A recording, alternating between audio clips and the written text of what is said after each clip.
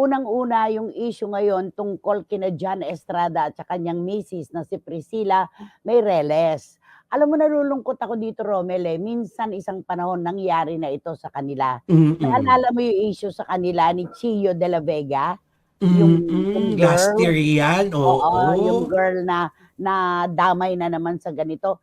Ano kaya ang dahilan bakit nagkakaganito si Priscilla samantalang ano pa ba ang hahanapin natin kung pisikal ang ating pag-uusapan pagkaganda-ganda. Sobra. Maayos naman ang kanilang relasyon ni John dahil Mm. good provider si Johnny, di ba? Yun.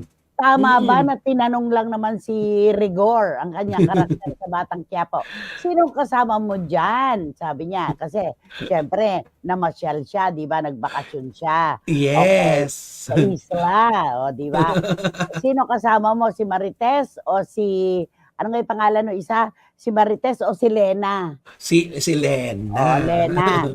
Alam mo ang sumagot itong si Priscilla. Binanggit niya yung pangalan ng isang babae at okey lang po yun kung yun talaga naglaro sa utak niya.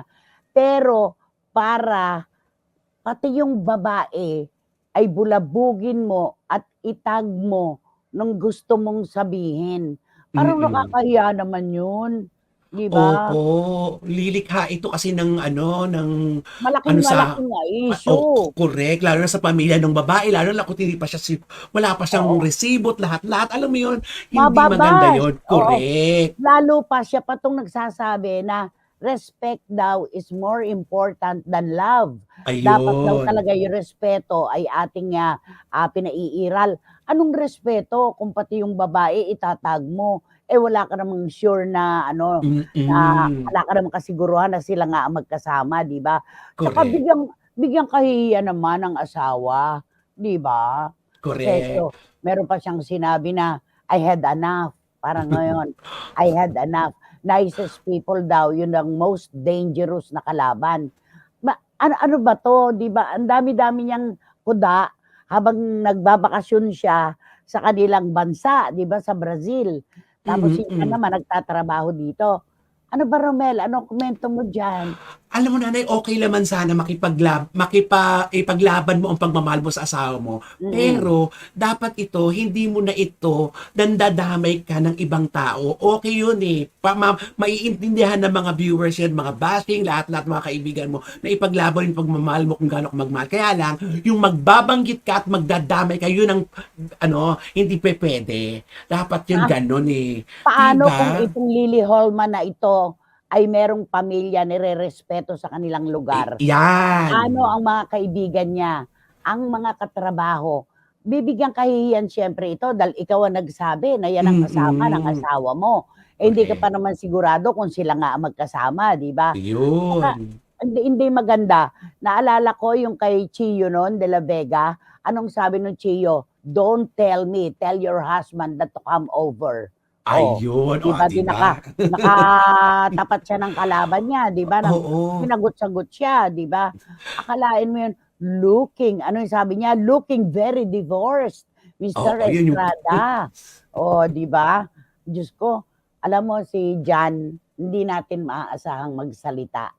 Sa dami na ng issue na kinapalooban ni Jan Estrada, hindi yan madaldal, hindi yan madepensa, hindi yan magsasalita.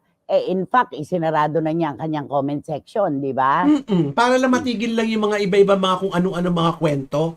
Natural lang yun Mm. para matapos lang talaga yan. Hindi kailangan hayaan nilang dumami ng dumami ang mga comments na aanuhin na sila, kung ano-ano mga sasabihin ng mga kwento na hindi namang totoo. Yun ang mas masakit. Oo, 'Di ta's ba? eto sabi ni Lulu Malig, kanina pa raw siya nakatutok, sana raw hindi na lang nagsalita ng gano'n ang asawa ni Jan Estrada, si Jan ang mapapahiya. Totoo 'yan, yung respeto, yung imahe nung asawa, 'di ba? Sabihin na natin na may pagka-chick boy yung asawa niya, hindi ikaw ang para kumumpirma at magsabi sa buong mundo na ang asawa mo ay hindi katiwa-tiwala, 'di ba? Hmm. Hayaan mo sa iba na lang manggaling 'yun. Ang daming hanas ni Priscilla, insecure masyado, hindi naman bagets na si Jan. Sabi ni Boycie Caragay, totoo yan, Isa sabi ko pa nga, yun. kaganda-gandang babae. 'Di ba kinukwento ko sa'yo, una ko siyang nakita sa Las Vegas, Oo, sa hangang-hanga weigh-in ka sa sa kaganda. weigh-in sa weigh-in nito ni Manny Pacquiao, pababa ng escalator, sabi ko kay Colonel Jude Estrada, "Anak, tingnan mo yung babaeng naka-leather jacket. Ang ganda-ganda," sabi ko. Pagbaba na gano'n, nakita ko ang kasama si Mark Nelson. Siya pala Hmm. yun, si Priscilla. Kaganda, wala ka nang hahanapin pa. Pero bakit pa ganito? 'Di ba? Mahirap Napaka talaga ano, eh, 'no?